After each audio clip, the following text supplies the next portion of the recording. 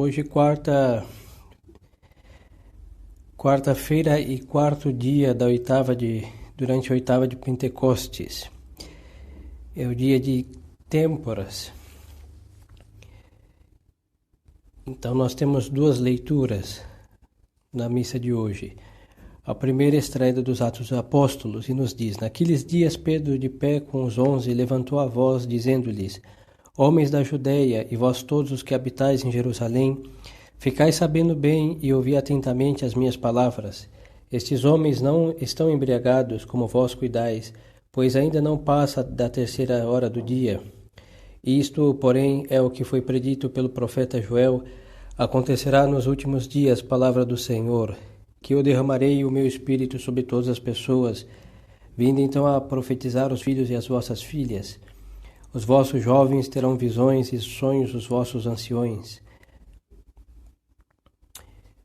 E sonhos vossos anciãos. Sim, nesse dia derramarei o meu espírito sobre os meus servos e sobre as minhas servas, e eles profetizarão. Mais ainda, farei aparecer prodígios nas alturas no céu, e sinais cá embaixo na terra, sangue, fogo e fumaça. O sol converter-se-á em sangue e a lua em trevas, antes que venha o dia grandioso e glorioso, o dia do Senhor. Aquele que então invocar o nome do Senhor será salvo. E a outra leitura, também extraída dos Atos dos Apóstolos, nos diz: Naqueles dias eram feitos através dos apóstolos muitos milagres e prodígios entre o povo. Reuniram-se todos no pórtico de Salomão, e nenhum dos outros ousavam juntar-se a eles, ao mesmo tempo que o povo lhes dava grandes louvores. Aumentava cada vez mais a multidão dos homens e mulheres que acreditaram no Senhor, a tal ponto que traziam os doentes para as praças, pondo-os em leitos e enxergões, a fim de que, ao passar Pedro, cobrisse ao menos com a sua sombra algum deles e ficassem livres das suas enfermidades. Corria também muita gente das cidades vizinhas a Jerusalém, trazendo enfermos e atormentados dos espíritos impuros, e todos se curavam. O Santo Evangelho segundo São João. Naquele tempo disse Jesus à multidão dos judeus: Ninguém pode vir a mim se o Pai que me enviou não o atrair, e eu o ressuscitarei no último dia. Está escrito no profeta: serão todos ensinados por Deus. Portanto, todo aquele que ouviu o Pai e aprendeu os meus ensinamentos vem a mim. Não porque alguém tenha visto o Pai, só viu o Pai aquele que vem de Deus. Em verdade vos digo, o que crê em mim tem a vida eterna. Eu sou o pão da vida. Vossos pais comeram maná no deserto e morreram. O pão que desce do céu é este, pois quem o come não morre. Eu sou o pão vivo que desci do céu. Quem comer deste pão viverá eternamente, e o pão que eu darei é minha carne para a salvação do mundo. Em nome do Pai, do Filho e do Espírito Santo. Amém. Queridos fiéis, nós estamos hoje, dia de Têmporas. Têmporas são 3 dias que precedem a uma mudança de estação. Logo, nós temos 4 têmporas, não? Já que temos 4 estações durante o ano. E a Santa Igreja faz nesses 3 dias jejum, abstinência, jejum, para santificar essas estações e pedir que Deus Nosso Senhor proteja e que não se descontrolem com muito sol, muita chuva, muitas pragas de insetos e coisas que destruam as plantações, intempéries, coisas semelhantes, não? E sempre, como a Igreja Romana, não, se mostra do modo do hemisfério norte. Então lá eles vão entrar no verão. Nós, no hemisfério sul, no inverno. Então essas têmporas de verão, elas são um pouquinho diferentes das demais têmporas, tem menos leituras, não? E depois cai justamente Pentecostes, e assim que não se opõe à penitência, à festa de Pentecostes, pelo contrário, uma coisa não tira a outra. Mas no Brasil, não, segundo as dispensas concedidas pelo Santo Padre Pio XII, nós que seguimos a tradição, ficamos até aí, Então, não é obrigatório fazer o jejum e abstinência hoje, mas às sextas-feiras, sim, das têmporas, no Brasil. Então, normalmente é uma quarta, sexta e sábado da mesma semana. O Brasil está obrigado somente ao jejum da sexta-feira de têmporas. Mas não está proibido de fazer, não. Assim que é uma coisa que está obrigado a fazer na sexta. E não está obrigado na quarta e no sábado, mas tampouco está proibido. Assim que no calendário nós mostramos a prática da Igreja Universal, aclaramos as dispensas do Brasil, mas alentamos vivamente para que façam, porque é muito importante fazer penitência. Principalmente nessa situação que estamos com esta igreja em crise, com a sociedade em ruínas e com as almas todas perdidas, perturbadas, a penitência é uma âncora firme que nos prende a Deus, nosso Senhor. Nós falamos até então, não nesses 3 dias, desde domingo de Pentecostes, sobre não o Espírito Santo, o único Espírito de Deus e o seu Pentecostes único e os seus efeitos. Falamos depois do Espírito liberal, não? Que é um Espírito que quer conciliar a luz com as trevas. E digo a luz com as trevas, não? Porque o Espírito liberal quer fazer o quê? Quer mostrar que a luz está errada em ser luz e quer opacá-la, ofuscá-la e quer deixá-la tenebrosa para que as trevas encontrem na luz algo seu, não? E não é conciliar as trevas com a luz para que as trevas deixem de ser tal para se submeter à luz. Não, é o contrário. E vimos também, no dia de ontem, que o espírito liberal é o espírito profanador. Toda esta prática de promiscuidade religiosa, como o ecumenismo, como as superstições, como as orações extravagantes, que as pessoas querem rezar muitas coisas que prometem um efeito milagroso e depois não querem rezar mais, não? Onde o problema não é que rezem muito, isso nunca foi um problema em si mesmo, mas sim em que rezem muitas coisas para depois não fazer nada. E isso é um problema grave, porque se Deus Nosso Senhor nos deu uma graça depois de uma novena, ou de um rosário, ou de uma missa, nós estamos obrigados a rezar mais, sim, para agradecer. A ação de graça deve ser muito maior do que o pedido. Temos que ter espírito agradecido.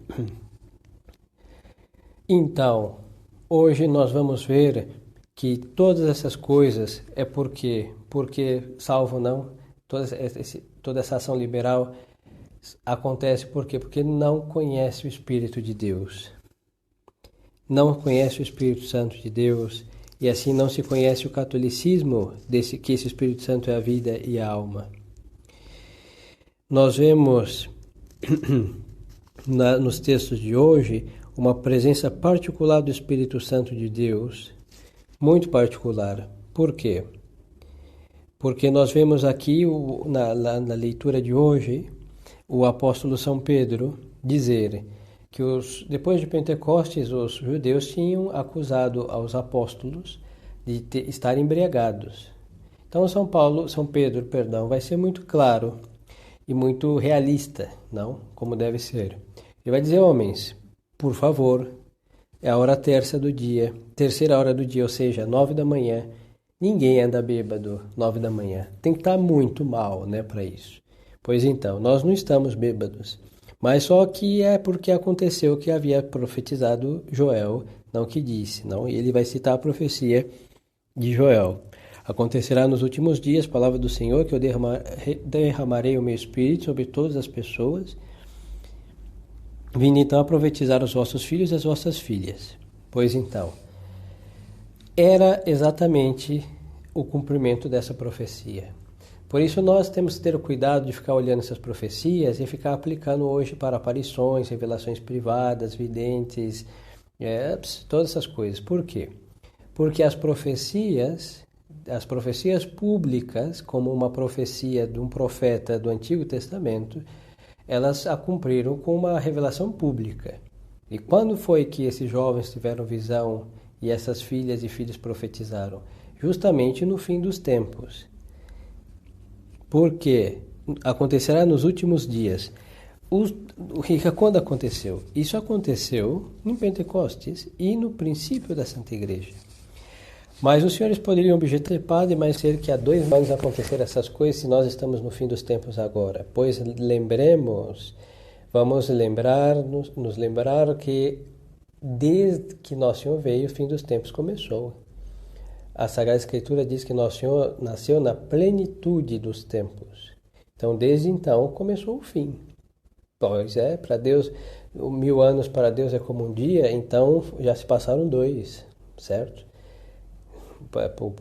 A dificuldade é nossa, porque 2000 anos é muito tempo, não? Mas só que o fim dos tempos já começou. E essas profecias públicas, repito, reveladas por Deus e postas na Sagrada Escritura, porque é a palavra de Deus, elas têm um cumprimento público.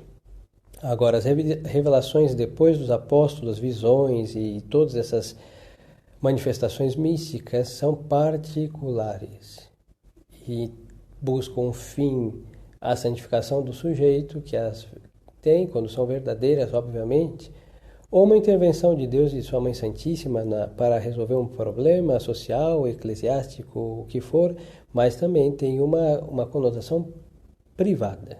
Mesmo que, como Fátima, Lourdes e todas as outras aparições aprovadas, muitos acreditem, mas é particular. E por que São Pedro vai invocar esse texto para explicar o acontecimento? Porque ali é realmente o acontecimento. Lembremos-nos que a partir de então São Pedro está cheio do Espírito Santo de Pentecostes e a partir de então ele vai conseguir o que era dificultoso para eles entender as Escrituras, e Nosso Senhor diz, não, povo de cabeça dura, até quando estarei convosco? E agora São Pedro, iluminado pelo Espírito Santo, porque lembremos-nos que ele está cheio do Espírito Santo, ele vai ver que este acontecimento se encaixa perfeitamente com o que havia profetizado Joel, e ali tem o seu cumprimento, a sua realização. Mas vamos ver também, então, a ação do Espírito Santo, não somente deste modo com seu carisma, ou seja, do modo carismático no sentido correto da palavra, em que está a ação do Espírito Santo, de modo que está pelos seus carismas, não? Mas vamos ver também outra ação do Espírito Santo, muito especial, que está na segunda leitura de hoje. Foram feitos através dos apóstolos muitos milagres e prodígios entre o povo. Reuniram-se no pórtico de Salomão e nenhum dos outros não cristãos ousavam juntar-se a eles. Ou seja, os católicos estavam juntos e os que não eram católicos não se atreviam a misturar com eles. Ou seja, não era um momento ecumênico, porque isso é anti-Espírito Santo. Isso é próprio do Espírito das Trevas. Porque o Espírito das Trevas é o espírito de confusão. E aí, o que vai acontecer? Aumentava cada vez mais a multidão dos homens e mulheres que acreditavam no Senhor, a tal ponto que trazia os doentes para as praças, pondo-os em leitos, e a fim de que, ao passar, São Pedro cobrisse, ao menos com a sua sombra, alguns deles e ficassem livres das suas enfermidades. Então nós vemos aqui carisma, sim, milagres. Milagres é uma ação de Deus que assina com sua própria mão o que está a acontecer. Então a pregação de São Pedro foi assinada com milagres. Então são enfermos que são curados, e depois tem uma ação da graça, no sentido que, inclusive, os atormentados por espíritos impuros pelo demônio, ficavam curados. Então nós temos aqui carismas, nós temos aqui milagres e curas também, que são efeitos exorcísticos, que também pode proceder de um carisma. Mas aqui também, muito provavelmente, procede da ação sacerdotal de São Pedro, com seu poder como supremo pastor da igreja e como um sacerdote, que está ali a abençoar e com a sua sombra da sua santidade e do seu sacerdócio vai a obrar, curando, mudando estas tribulações, transformando esse estado lamentável em estado de de graça e de santidade para essas almas. Assim que esta é a ação do Espírito Santo. Quando o Espírito Santo de Deus está nas almas, ele não fica ocioso. Por isso a santidade, no sentido pleno e perfeito e próprio da palavra, não é uma coisa como entrar no nirvana budista, em que fica lá e até que morra de fome, de sede. Não é isso. A santidade é algo que opera. A vida contemplativa, que muitos pensam que é ficar no ócio em cima de um livro, não é isso. A vida contemplativa, basta ver um monge de verdade, não? A oração intensa, a meditação profunda, a vida dedicada ao salmodiário, por exemplo, ao breviário, a Santa Missa, a liturgia que tem a sua máxima atenção pela vida monástica, a vida religiosa em si. Aqui incluo também as outras ordens, como carmelitas, dominicanos, franciscanos, mas os monges de modo específico. E tem ali quantos trabalhos? Muitos, tanto para casa, como trabalhos manuais, como trabalhos para a sua própria santificação, hein? Nós sabemos que rezar ou tentar rezar bem não é uma coisa fácil. Ler e ficar folheando páginas, isso sim, já é uma obra, mas fazê-lo bem e ler aquelas orações com devoção, com atenção e prestar realmente este culto a Deus de adoração com toda as potências da alma, com toda a devoção, é algo que realmente é difícil, é laborioso, bastante. E assim que a santidade e a obra de piedade e o exercício da religião não é uma coisa ociosa e preguiçosa, não. O Espírito Santo, quando está nas almas, ele opera e leva as almas para que, vivendo baixo sua moção, trabalhem.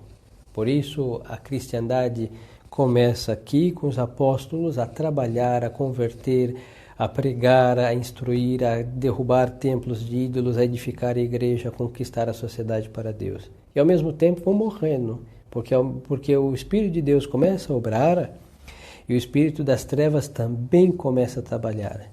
Porque como são espíritos contrários, então o Espírito de Deus vem plantar o reino de nosso Senhor Jesus Cristo. O Espírito das trevas vem destruir este reino para implantar o reino de Satanás. Por quê? Porque um homem não pode viver sem um rei.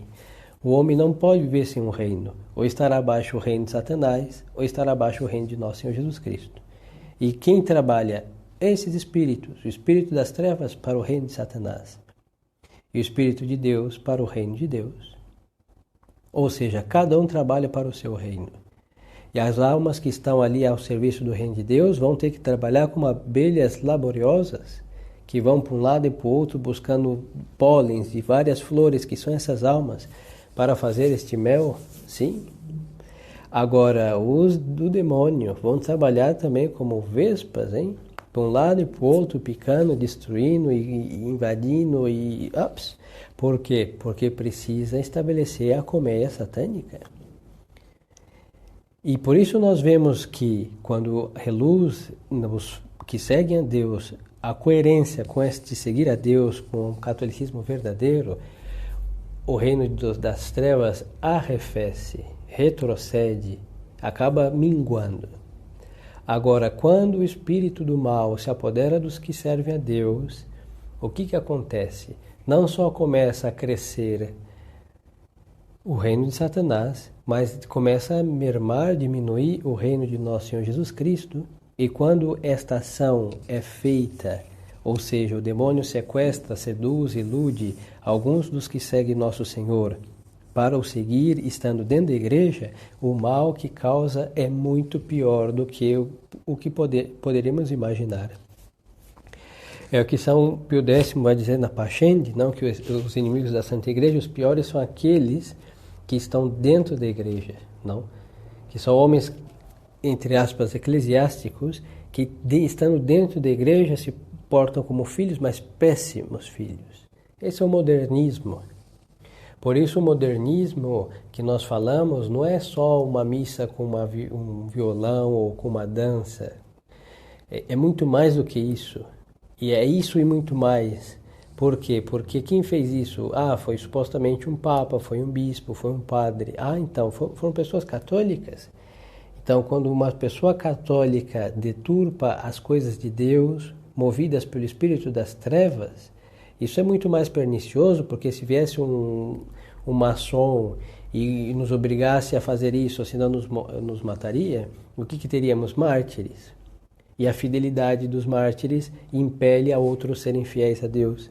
Mas nós temos o que? Aqui a obediência, uma virtude sem a qual nós não podemos nos salvar. Então o que fez o espírito das trevas? Colocou as virtudes a serviço do mal. Este é o grande e mais satânico de todos os enganos. Quando nós pensamos que estamos obedecendo, mas é o nosso superior, é o nosso papa, é o nosso bispo, temos que obedecer. Mas desde quando, queridos fiéis, nós temos que obedecer desobedecendo a Deus? Me digam quando isso foi necessário e quando Deus mandou desobedecê-lo para obedecer a alguém. Eu não conheço, desde Adão e até o presente, um caso real. É verdade que o homem sempre quis desobedecer a Deus, porque o que a desobediência oferece, ou seja, obedecer o mal, é algo que nos convém. Agora, que o próprio Deus tenha posto esta obediência a serviço desta conveniência, isso é absurdo. É absurdo pensá-lo. E pior, absurdo é afirmar. E isso nós vemos. Quantos dizem, mas eu vou a essa missa porque... Quantos dizem, mas eu faço isso porque foi mandado, eu tenho que obedecer. Sim, eu tenho que obedecer. Mas só que a obediência, nesse caso, é um vício. Tem o nome de virtude, mas não é, porque a obediência está em submissão às autoridades legítimas quando nos mandam algo que não se opõe à lei de Deus. Agora, fazer da missa um baile, ou fazer do momento de oração um show, ou fazer do sacerdote um ator, um cantor, ou um presidente de assembleia, tudo isso daí não é digno de obedecer a Deus. E quem obedece, está obedecendo quem? Ao diabo. Porque é o diabo que está por detrás, porque esses planos são deles, não são de Deus. Deus não fez planos para deturpar o catolicismo, para destruir o altar, para martelar as sagradas imagens e para fazer-nos parecer com protestantes. Esses planos não são de Deus. Então, se eu obedeço esses planos, eu obedeço ao autor desses planos. E se esses planos não têm Deus por autor, tem quem? Um homem. Ou demônio. Porque só existem esses a obedecer. Ou a Deus, ou ao Espírito de Deus, o Espírito humano, ou o Espírito diabólico. Não existe um outro. E se eu estou obedecendo um espírito humano, desses homens conciliares, mas eu estou por detrás de uma obediência que quem está por detrás de todos esses planos? O espírito das trevas, que é o espírito que se rebela contra Deus desde aquele primeiro grito, disse non serviam, ou seja, não servirei. Não servirá o que é a verdade, não submeterá ao que é a ordem de Deus nosso Senhor. E este grito é o grito que se faz ouvir em todas as revoluções. Assim, queridos fiéis, nós vamos ver então que com o Espírito de Deus, com o Espírito Santo, nós não precisamos de nada mais.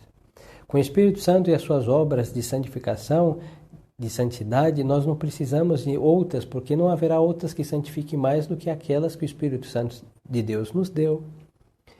Com o Espírito Santo que inspirou o Santo Rosário de sempre, não vai haver e não haverá jamais um que seja mais poderoso do que este. Mas vão dizer, padre, já tem tantos séculos, será que não está faltando poder? Não, não está faltando poder, porque quanto mais se reza, mais poderoso, e quanto mais poderoso, mais haverá. É um manancial que nunca se esgota. Mas falar, essa missa será antiquada para os tempos atuais? Vamos pensar o quê? Vamos ver. Você está falando que o quê? A missa é para quem? É para Deus. Deus se cansou dela? Não, então ela vai ficar igual. Ela vai ficar igual, porque Deus não se cansa e ela sempre o agradará. Mas a missa não foi feita para as pessoas. Mas a partir do 69 foi. Pois então, deixou de ser de Deus. É muito simples. Se passou a ser das pessoas, deixou de ser de Deus, porque as pessoas têm muitas outras coisas. Para elas foram feitos 7 sacramentos, para santificar. Agora, a Santa Missa como sacrifício de adoração é de Deus, porque nós não adoramos pessoas, hein? Salvo as 3 da Santíssima Trindade, que é um só Deus verdadeiro. E o santo sacrifício é feito para quê? Um ato de adoração, por primazia, adoração. Um sacrifício oferece para adorar a divindade. E nesse caso oferece para adorar a Deus. Então, se eu faço um sacrifício para as pessoas como fim, logo estou adorando essas pessoas, é o que viramos idólatras. Logo, isso não é católico. Mas vão dizer, mas padre, adaptações, sim, as adaptações necessárias foram feitas pelas reformas de verdade, pelas reformas conforme a fé, e não por reformas feitas com o espírito de deturpar, desviar e tirar, não? Que intenta contra a finalidade sobrenatural que atinge Deus. O alvo da Santa Missa é Deus. Então, quando esse espírito entra e a obediência fica a serviço desse espírito, ela não é virtude. E nós, é verdade, podemos estar por ignorância, Deus tem piedade daquelas almas, mas muitos estão por conveniência, porque conhecem a verdade, mas só que querem conciliar a verdade com o erro. E falam, mas padre, eu não consigo ficar sem Santa Missa. Pois é, nenhum de nós, mas só que vamos lembrar que no princípio não todos os cristãos tinham missa toda a vida. E houveram santos, um caso já contamos de Santa Maria Egipcíaca, que comungou 2 vezes na sua vida e nem por isso deixou de ser santa. Mas não vou dizer-lhes que a comunhão não é necessária para a nossa santidade, sim, mas só que se supõe muitas outras virtudes também. E o amor à Santa Missa fará com que é melhor assistir a verdadeira sempre do que várias falsas só porque levam o nome de missa e dá uma grande dose de anestesia para a nossa consciência, que vai doer mais em realidade. E assim que eles fez, nós devemos estar movidos pelo Espírito Santo de Deus, pelas suas coisas, porque elas sim obram tudo que nós precisamos, tudo que nós esperamos alcançar, tudo que nós podemos alcançar de Deus e que devemos esperar dele pelas obras que o Espírito Santo edificou, construiu, nos deu, nós temos certeza que podemos obter. Então, se alguém quer ser curado, reze. Nós temos santos para todas as dores que se imaginaram do corpo humano, enfermidades também. Uns são meio genéricos, mas só que servem. Servem, sim. Nós temos Nossa Senhora de tantas advocações, é uma só Nossa Senhora, mas que se faz proteger a certas classes de lugares, pessoas e profissões, santos também, não? São vários em realidade, mas que protege profissões, e por que não invocá-los? Vai precisar fazer uma simpatia, uma mandigazinha? Não precisa. Por quê? Porque nós temos os nossos santos que podem e intercedem por nós. Vou precisar incrementar coisas na missa para ela ser mais poderosa? Não. Se eu incremento, eu vou adulterar, e as coisas adulteradas ficam mais frágeis. Logo, a sacralidade se perde. Não preciso acrescentar absolutamente nada. Eu vou tirar para resumir algo? Não, muito menos. O que tem é o que deve estar.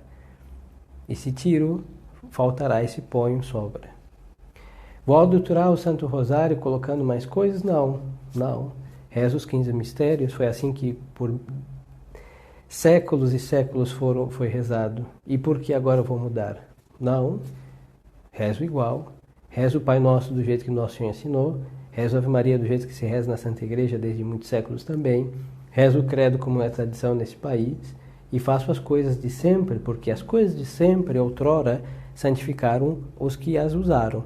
E por que hoje não santifica os que se valem delas? Porque nós não temos a confiança que elas são de Deus. E aqui vem a questão de fé, que as pessoas acham, aí tem uma confusão, que as pessoas pensam que a nossa fé faz as coisas poderosas. Não, a nossa fé faz ver o poder dessas coisas e confiar, que é outro ato que supõe a fé, né? Confiar vem mais pela virtude da esperança, confiar nelas e nelas encontrar nosso